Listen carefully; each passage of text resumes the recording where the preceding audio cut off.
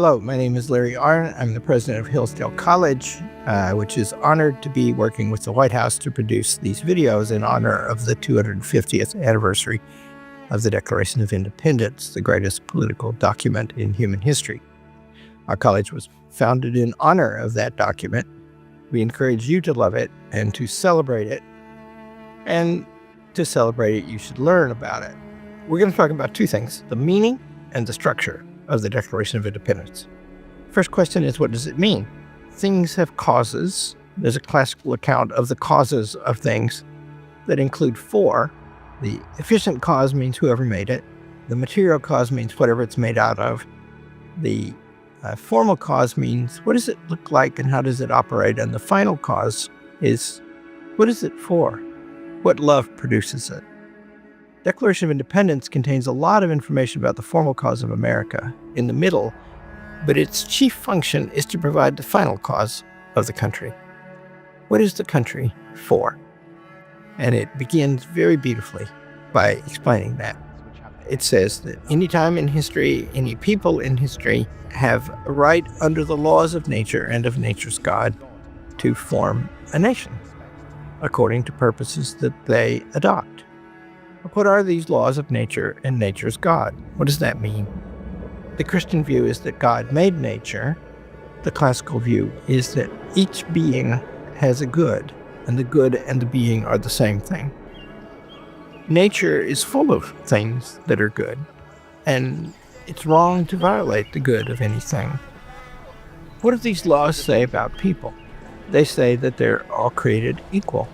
Think what a remarkable thing it is for a people to adopt a standard like that as their purpose, as their governing purpose. And we did that in opposition to a king who claimed that he was born to be our ruler because he was better born than we are. He was denying the proposition that all men are created equal.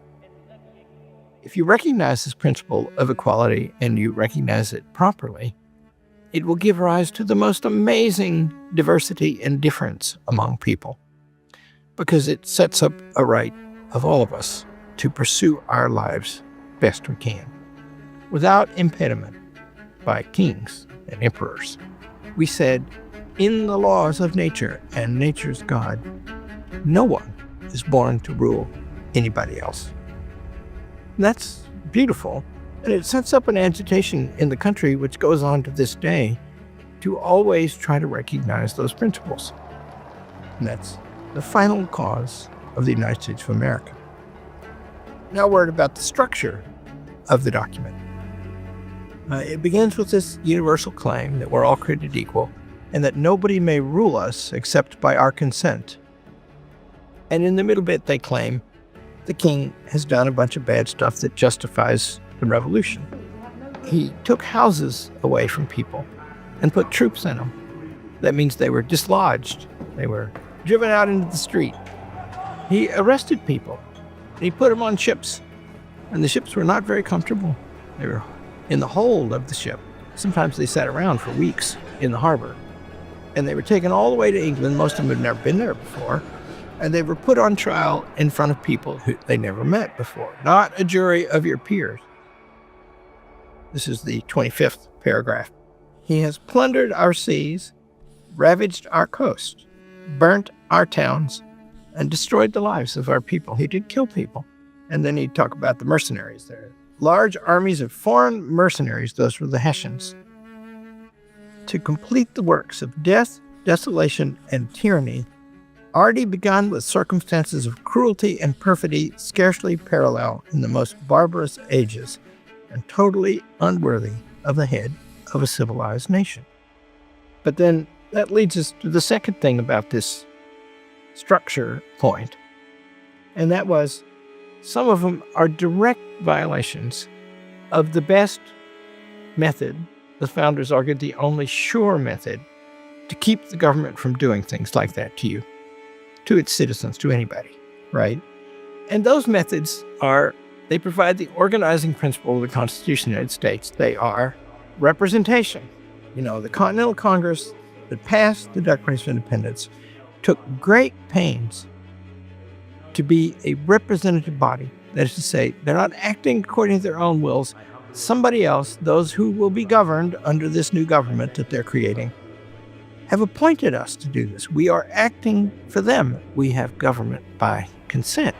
And they say that the king is interfering with the legislatures that they had before. He dissolved several of them, and he prevented others of them from meeting.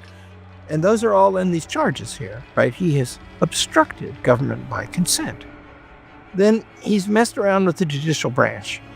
And that means that the legislature has to pass a law, and then the executive enforces only the laws that have been passed. And then when the law is applied upon any citizen, he has to be taken in front of a judge who's not dismissible by the legislature or the executive. And then the judge has to decide. That's called the independent judiciary. It's a terribly important thing. So the middle bit of the Declaration, these 28 paragraphs, is the second part of the structure of the Declaration of Independence. And the third part is a formal legislative act that makes the nation. It's passed by the Continental Congress. I should mention that God appears 4 times in the Declaration of Independence. He appears in the first sentence as the maker of the laws of nature, and nature's God, the legislator. He appears in the beginning of the second paragraph as the endower of our rights, as creator, the founder of everything. The last paragraph is personal. They refer to themselves for the first time. We, therefore, the representatives of the United States, we, in General Congress assembled. And then they appeal to somebody to judge whether they're right. And that person is not the King of England.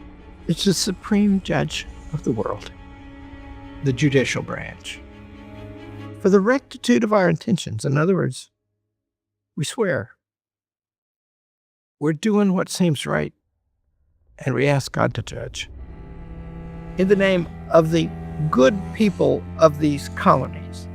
You can read it as a claim that the people of the colonies are good. You can read it as a claim that we're acting for the good ones.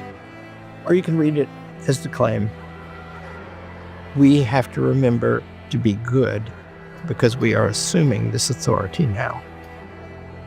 Free and independent states, that they are absolved from all allegiance to the British Crown, and that all political connection between them and the state of Great Britain is and ought to be totally dissolved, and that as free and independent states, they have full power to levy war. Now we get to the hard thing. Conclude peace, contract alliances, establish commerce, and do all other acts and things which independent states may of right do. And then the beautiful last sentence.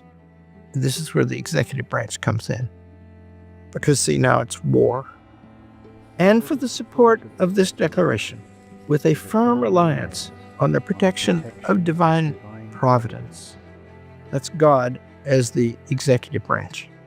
We mutually pledge to each other our lives, our fortunes, and our sacred honor. Only in the hands of God would all the powers of government be combined. Those men in that room, the same room where the Constitution would later be written by some of the same people, we mutually pledge to each other everything we've got. We Americans today owe those people. We should learn about them. Thank you.